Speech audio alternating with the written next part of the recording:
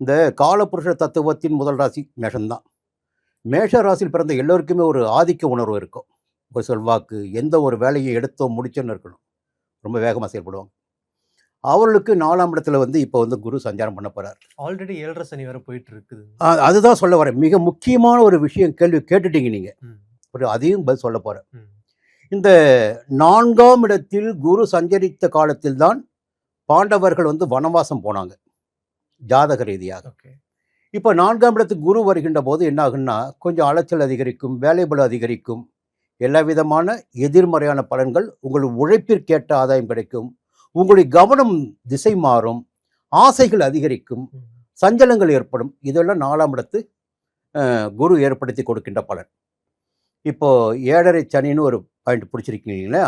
7.5 சனியில் விரைய சனியாக சஞ்சரிக்கிறார். 12ஆம் இடத்து சனி. மார்ச் மாதம் 12ஆம் இடத்து சனி வந்தார். இப்போ 4ஆம் இடத்தை சஞ்சரிக்க போறாரு குரு.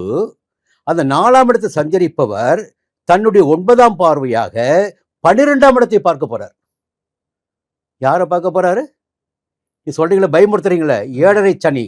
அந்த 7.5 சனியுடைய விரைய சனியை குரு பார்க்க போகிறார்.